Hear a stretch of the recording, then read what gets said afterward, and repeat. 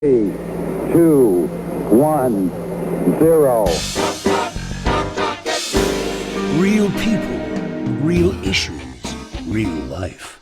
Talk Recovery Radio.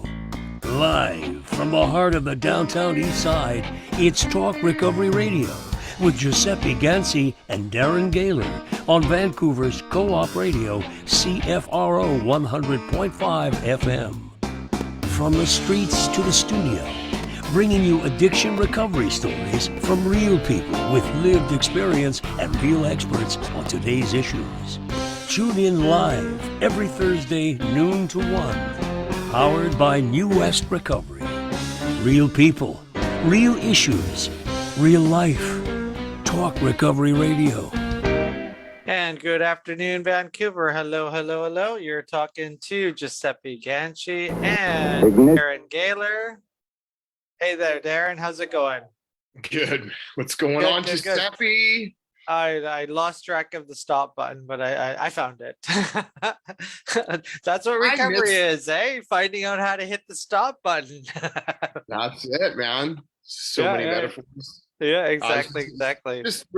The intro always reminds me of the studio. I miss the studio. I miss the studio. We can't go down there right now. I mean, it's just still kind of messy on Columbia and Hastings, just with the housing encampment and all that. So the studio's in downtown East Side, if those of you are new joining us.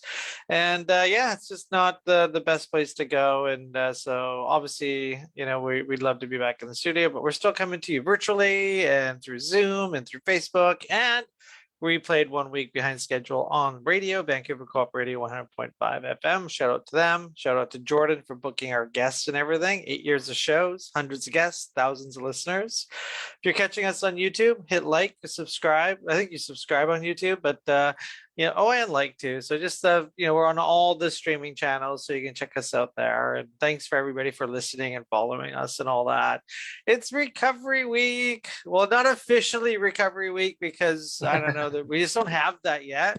But it's recovery day this weekend. Super excited about that. But before we get into that, Queen Elizabeth has died.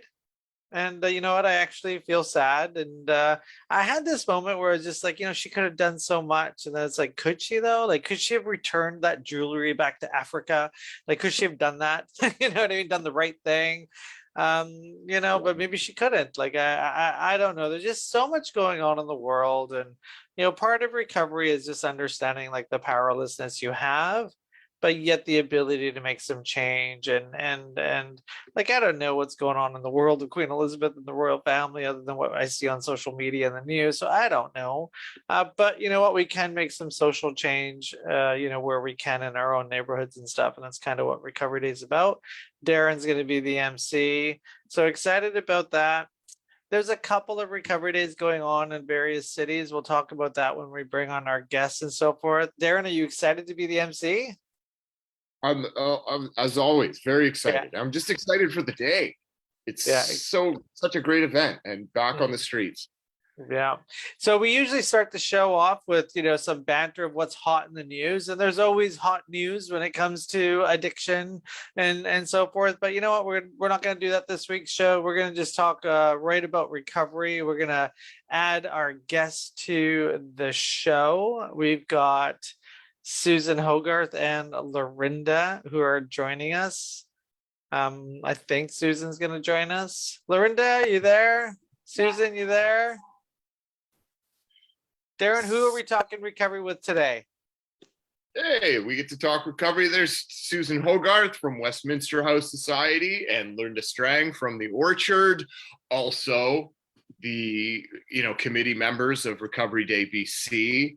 And of course we have to include Giuseppe in on this as well. Yes, I wear 2 hats today. That's right. Yeah. Interviewer and interviewee. Welcome to the show, Susan and Lorinda. Hi. So, here we are a couple of days before the 10th anniversary Recovery Day BC. How are you guys feeling about that? I feel great.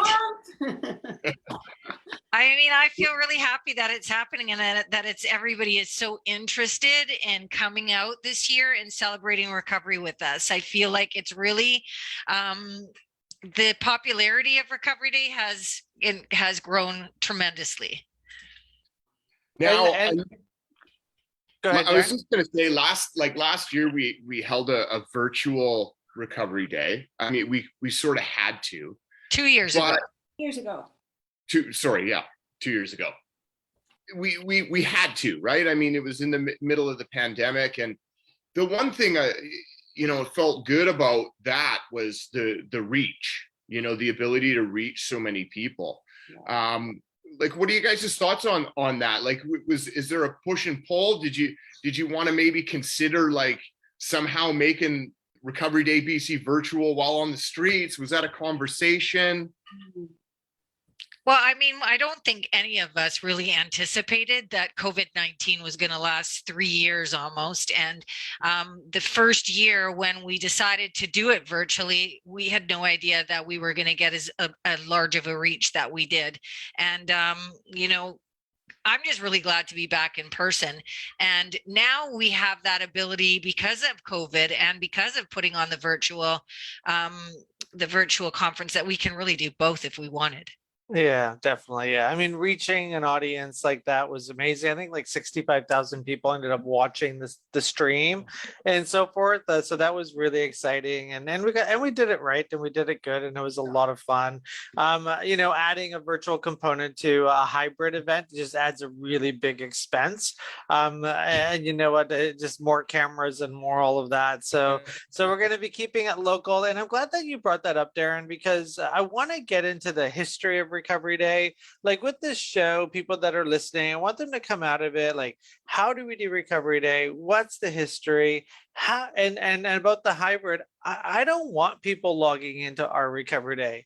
Like, let's get you to organize your own Recovery Day in your own city. Like there should be a Recovery Day in every city in Canada. Like, let's do that. So I really want to get into like the beginnings of Recovery Day. Lorinda, you were part of the beginning and so forth. So other communities that don't have a Recovery Day and thinking like, how are we going to do this? It's going to bring us back 10 years ago to where it all started. Well, we were looking at the United States, who already have Recovery Month, as you're well aware of, and trying to decide what could we do here? How can we connect the recovery community? And we had ideas of like standing across Lions Gate Bridge, like say from Bowen Island over to New West, and we all hold hands, and it's like, let's get together and like, let's get stronger together.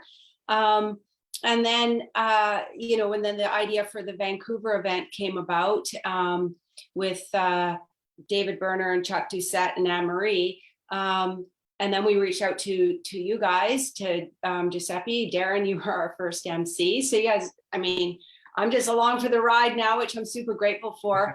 And then it did spread to the different cities. And one of the conversations, and I think it's important today still, is in the United States with Recovery Month, they have events of all kinds in all cities across the States, but they have one hub city.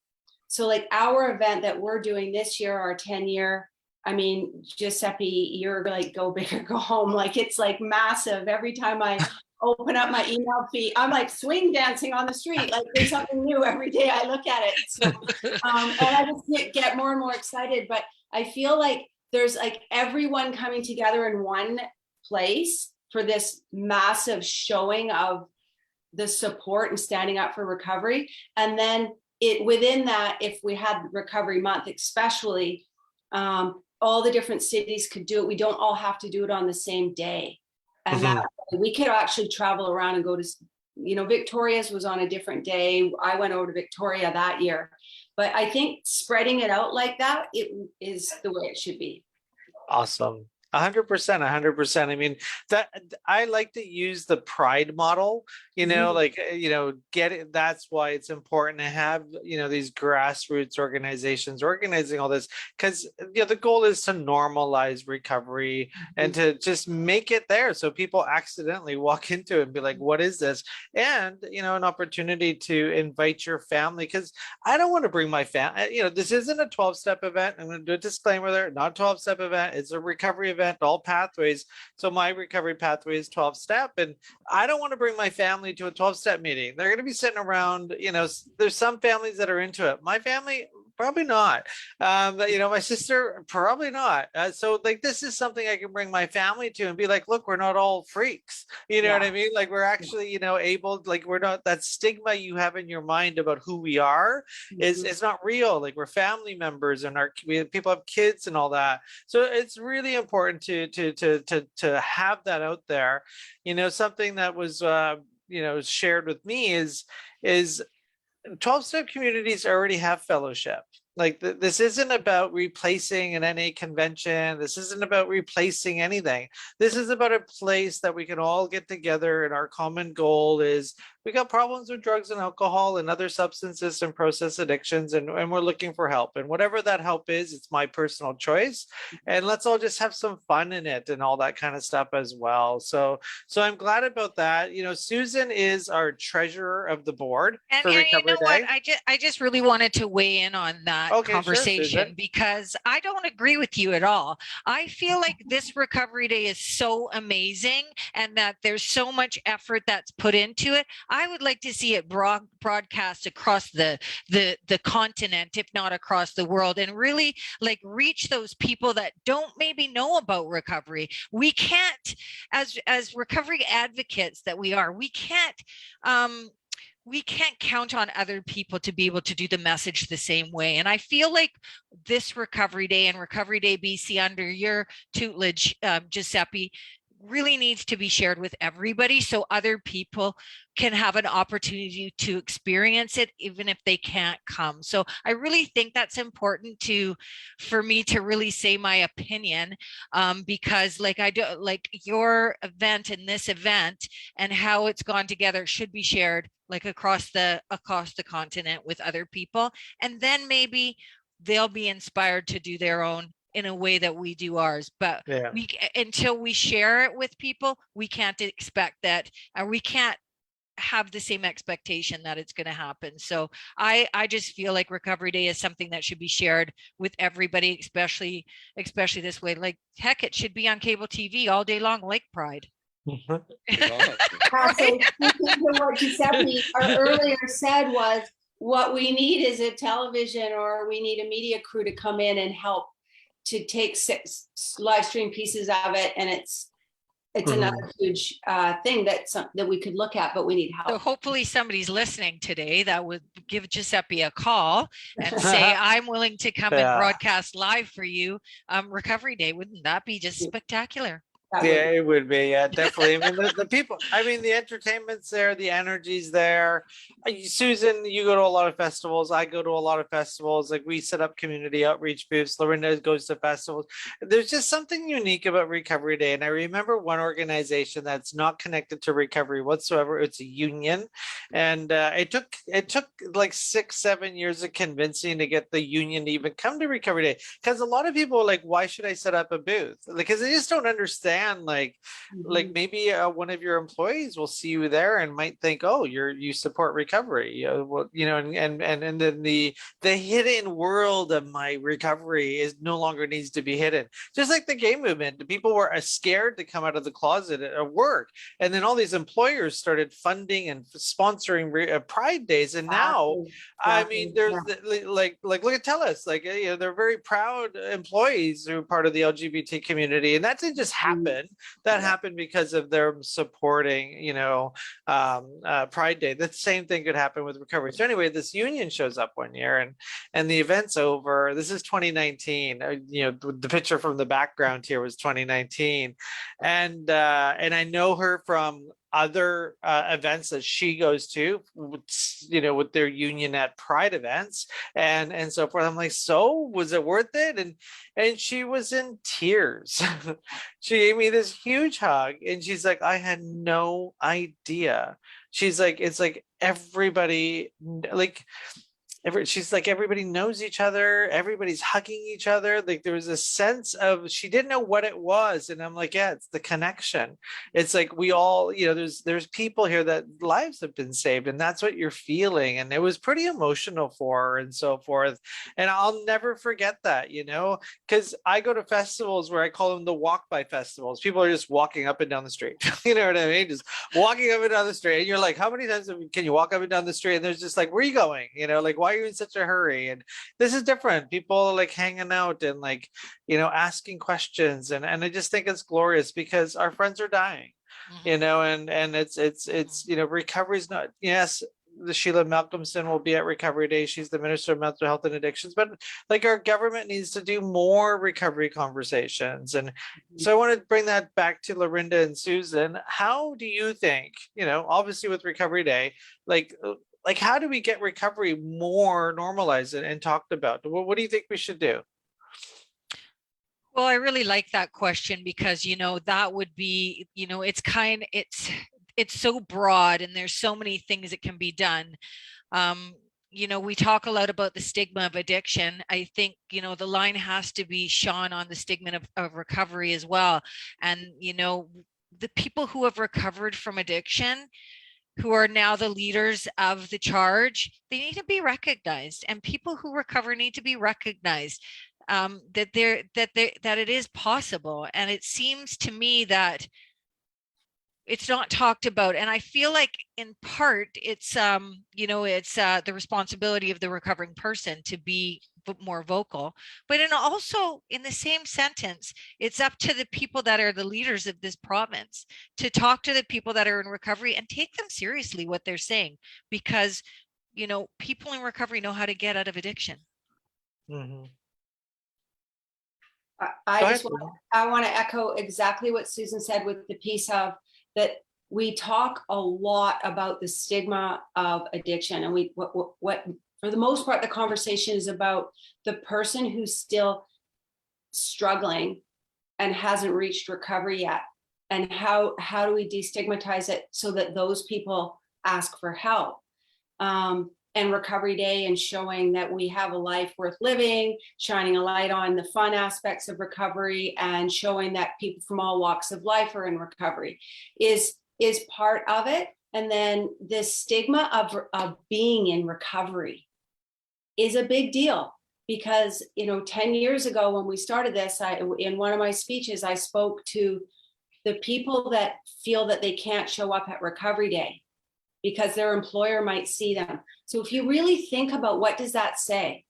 I'm a real estate agent, I'm a lawyer, I'm a dentist, I'm a whatever I am, or I'm a mom at home and the other moms are going to judge me, whatever it might be, that you feel that if you go to Recovery Day, someone might see you and think what?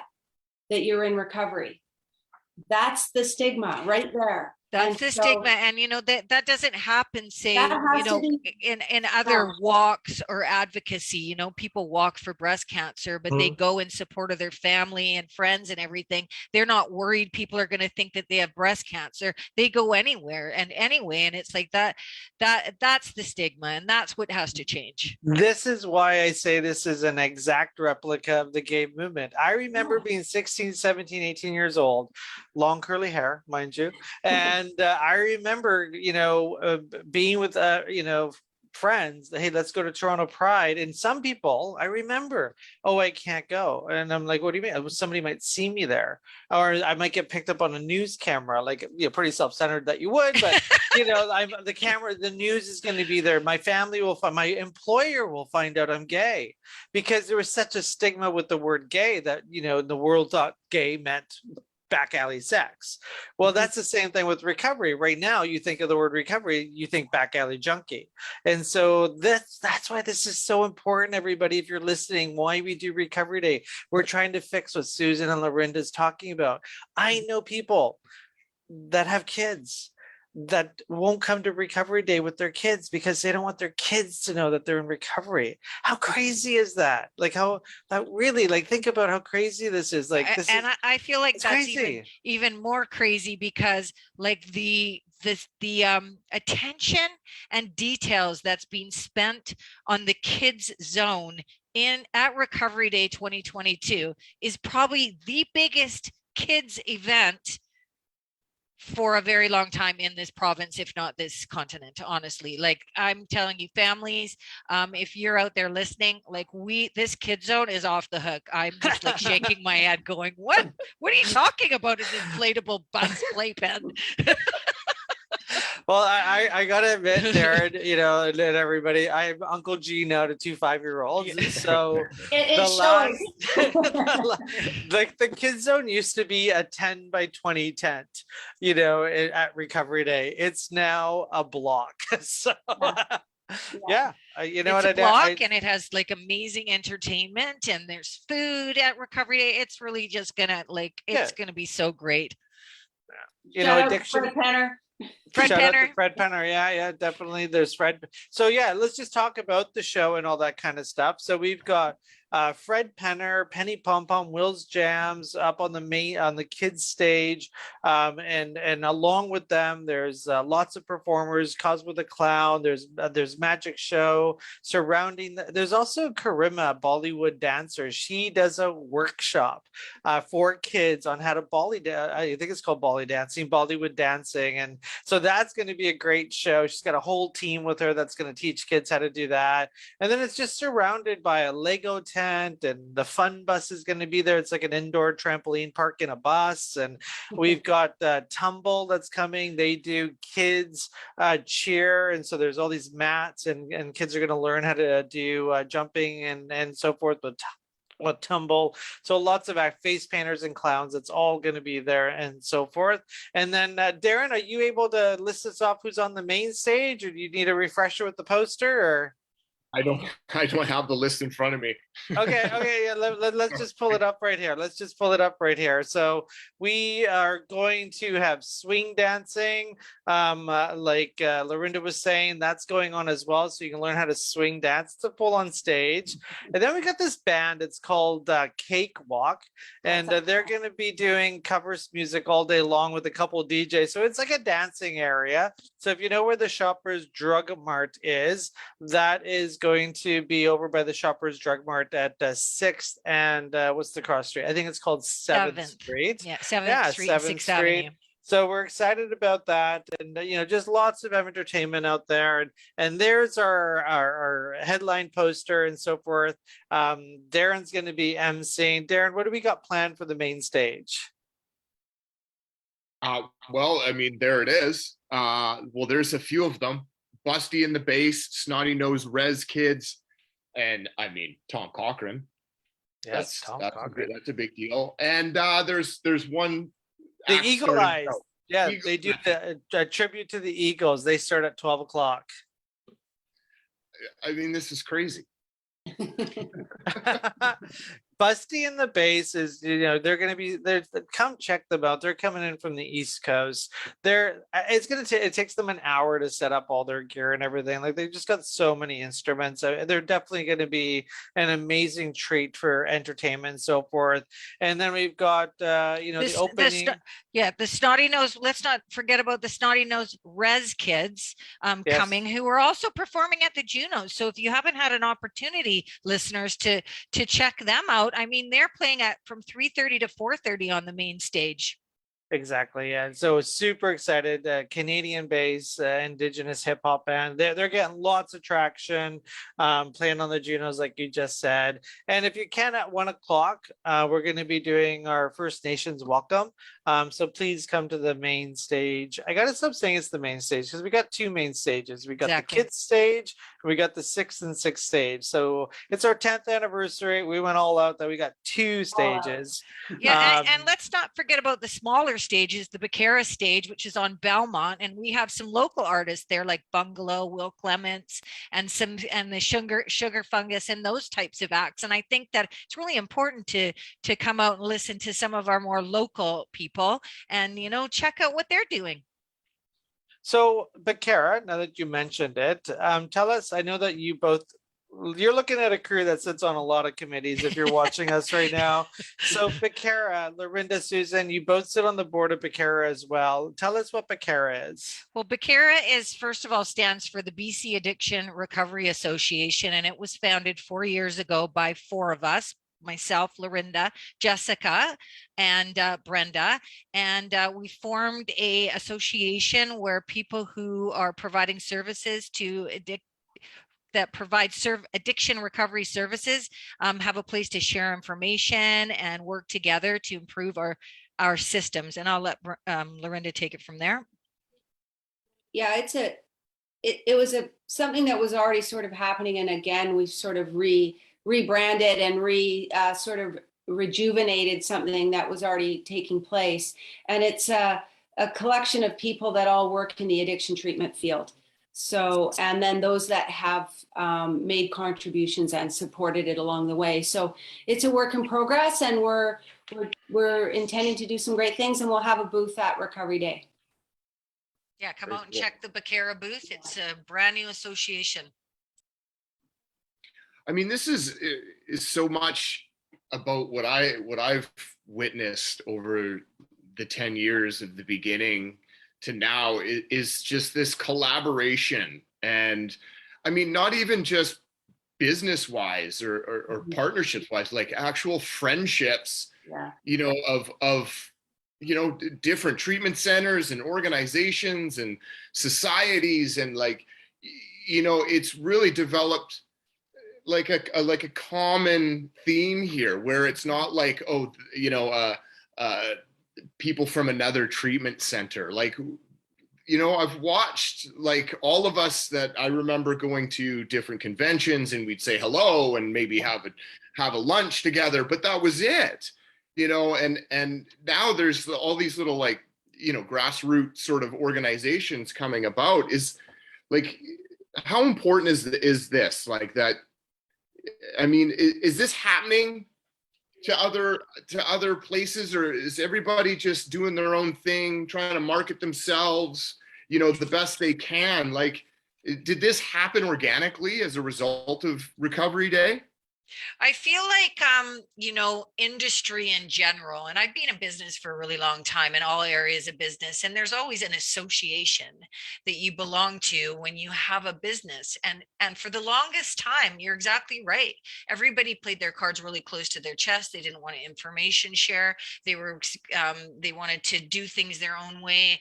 And now, since Recovery Day, since the movement of recovery, particularly over the past 10 years, there's been a lot of new and important conversations happening amongst each other and all the service providers as a result of having a booth beside each other at Recovery Day, walking by and being able to pick up people's brochures. And then it's just really blown up where, you know, when something's happening, we're all picking up the phone now and calling each other. Like, did you hear about the announcement for this? Did you hear about the grant for this? Whereas before we were so concerned about saving all the information for ourselves. And I really love that about recovery, that the recovery movement and the community of recovery and the passion for it has not only spread amongst people that are recovering, but it's also spread amongst people that are providing that business as well and that service to people. And it's so important. Yeah, I want to make an add on to that, is that through that connection that we all have now, and I do think that it's somewhat unique to BC. I can't speak, maybe Alberta, but that because of this, and because we're all helping each other, sharing each other's information with each other, it's that camaraderie of, especially through COVID and stressful, the opioid crisis is stressful. And you know, we're there to help lift each other up when times are tough and support one another to get through difficult times. And also, how do we continuously keep improving? And that does make our system stronger. And we all know where the gaps are and where we need improvement.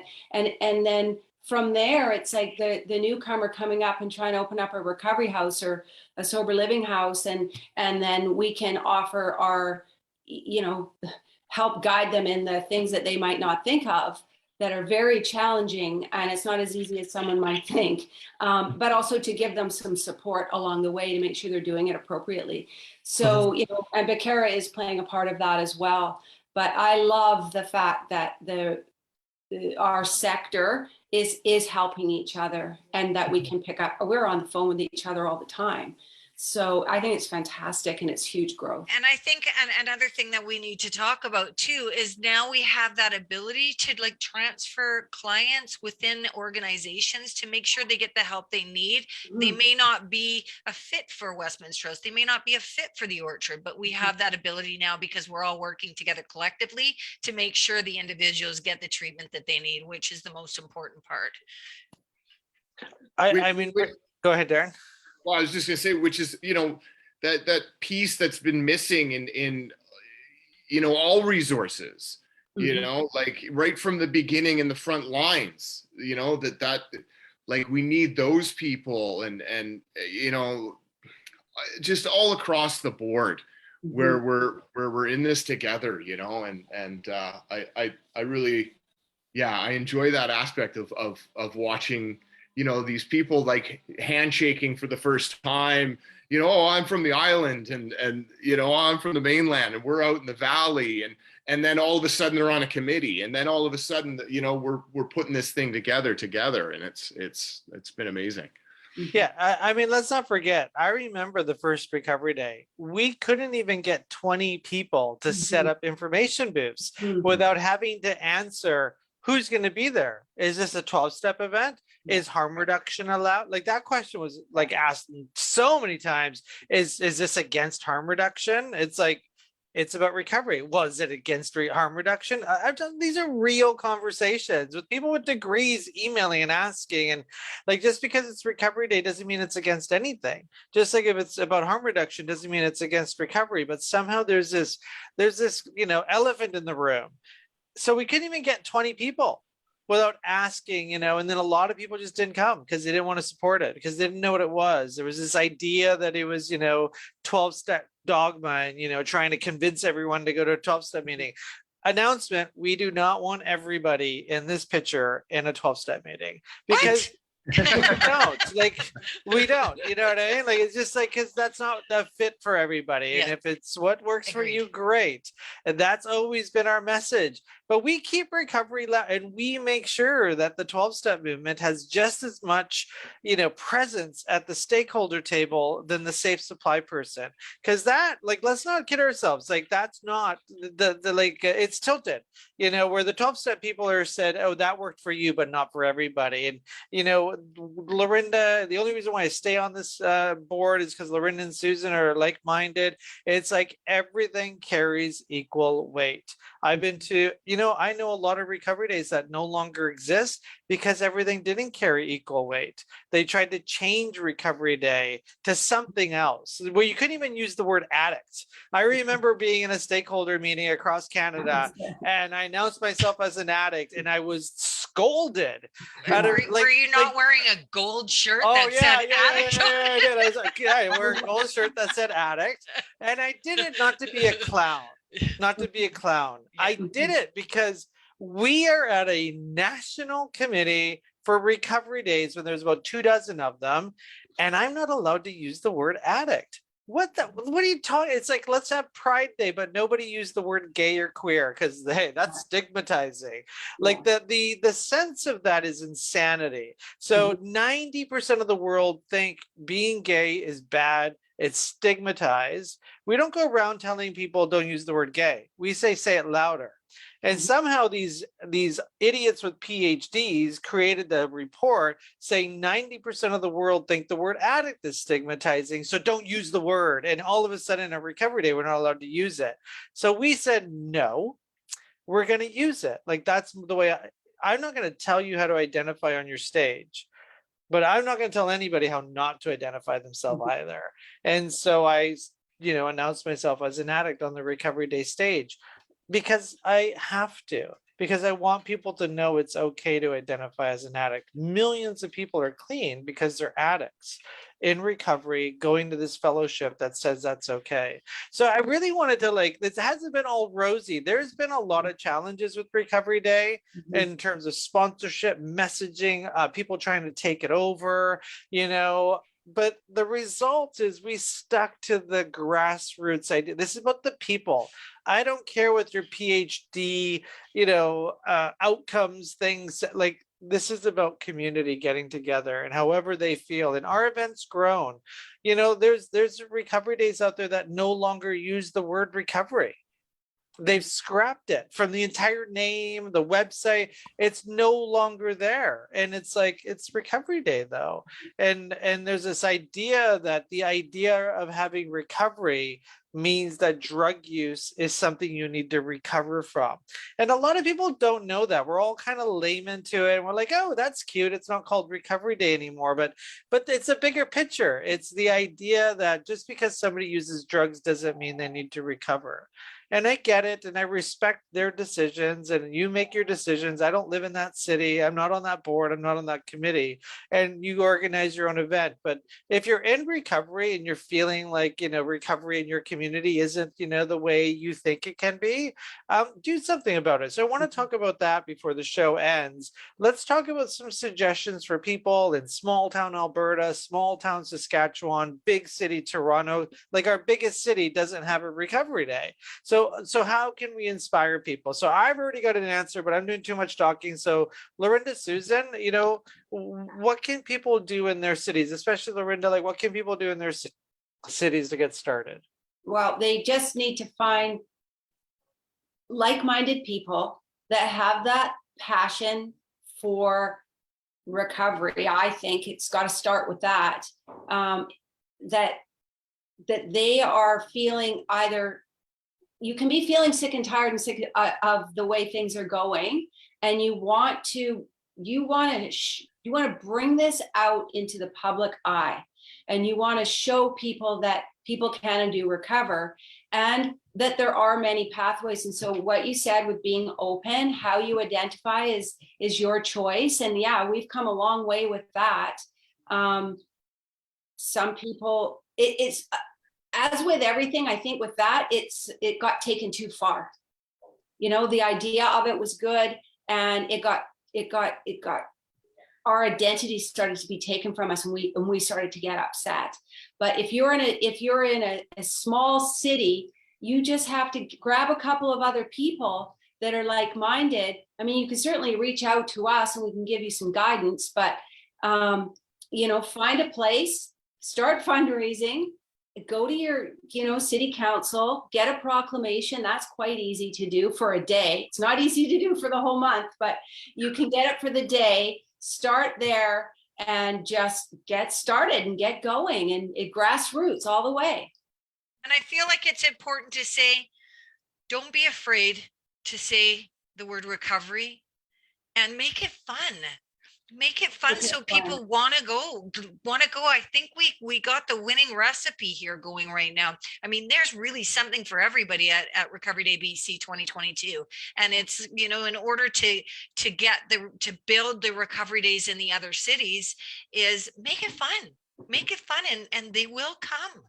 Yeah. And I just, at the beginning, when our first recovery day, we did a march, and, and it was a little bit of almost a protest.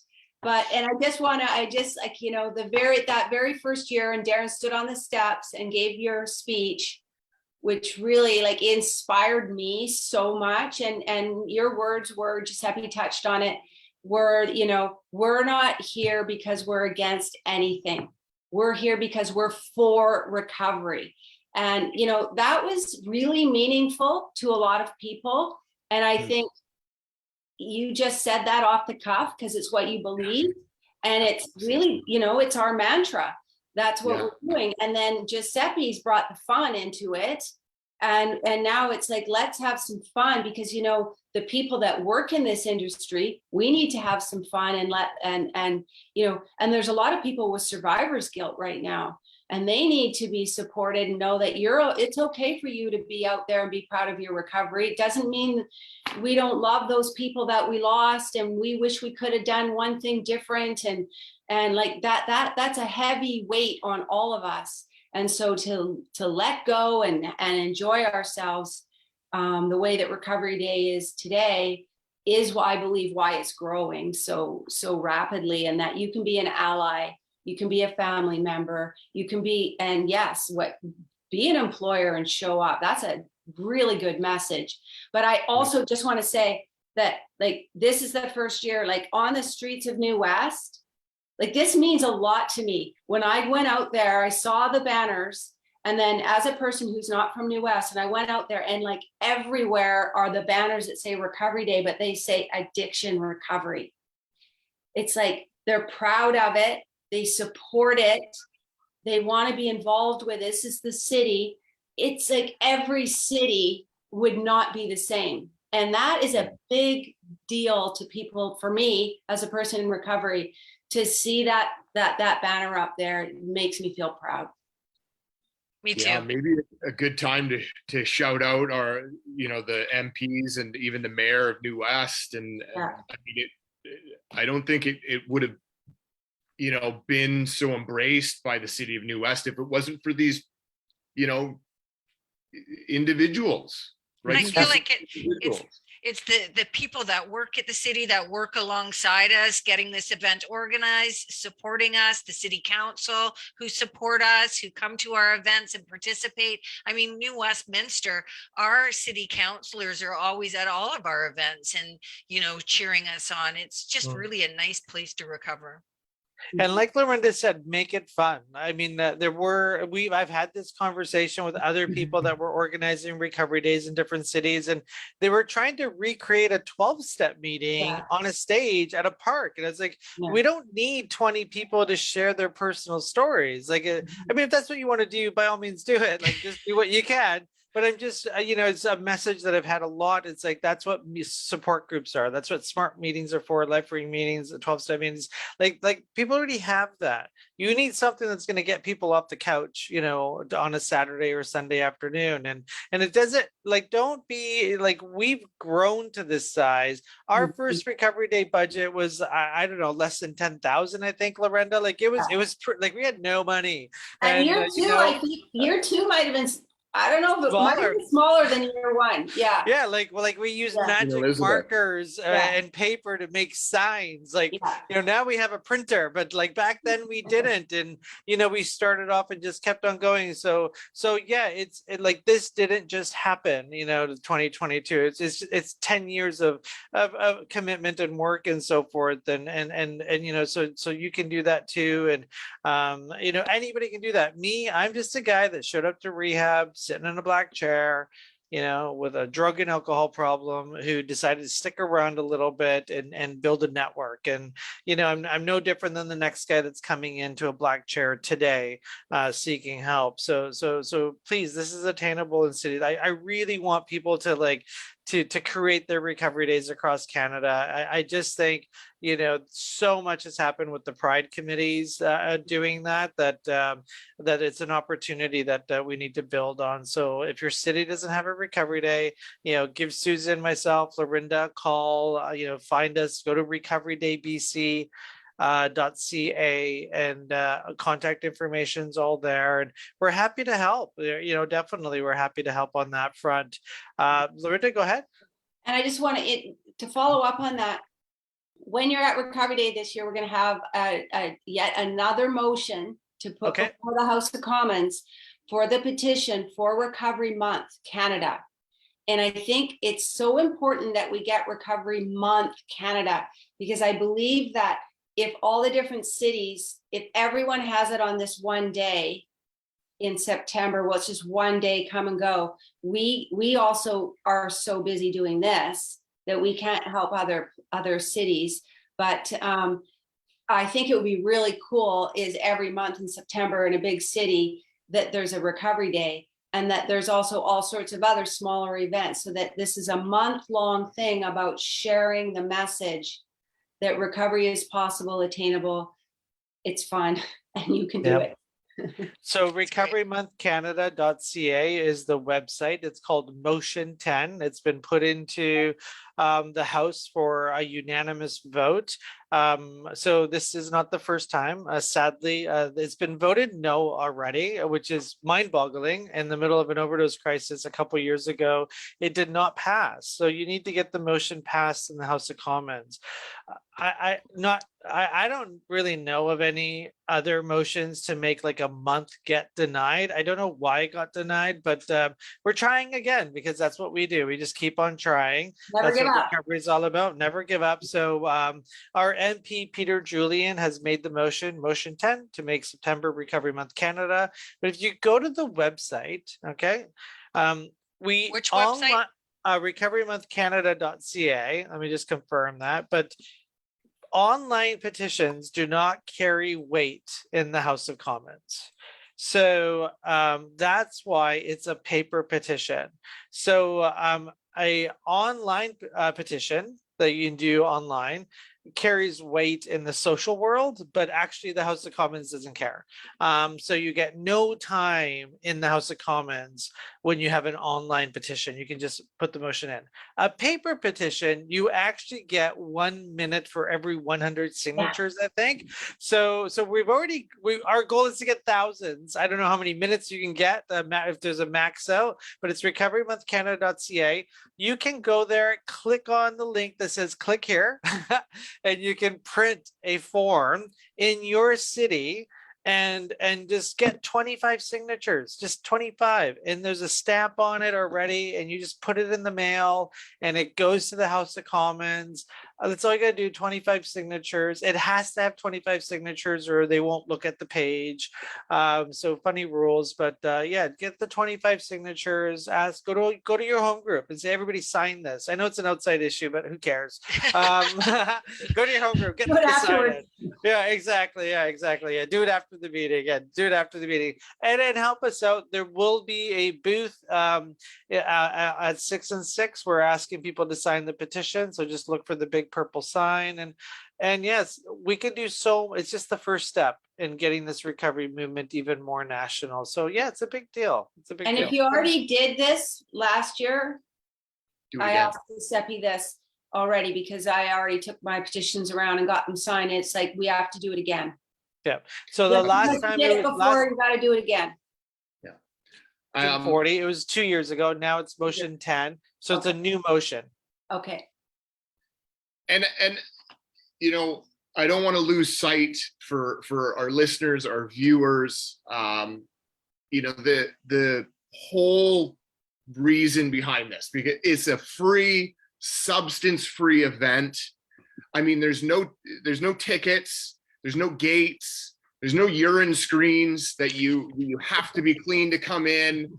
It is based on individual respect. And also, I implore, you know, the curious, the families that have a loved one struggling, this is the place where you can come and get every resource that you maybe have sat down for hours trying to Google, and you can talk to people in the booth, in the vendor booth.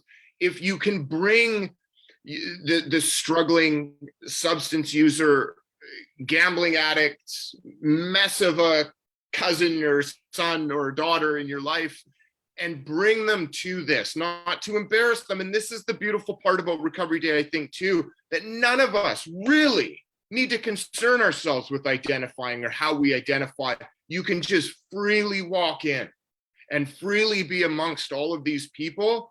And whether you're just showing up to see Tom Cochrane, you know, for free, great, welcome. But also, you know, to remind ourselves that these are people in recovery. They were once as bad as perhaps the family member you're concerned with, and they're enjoying their lives.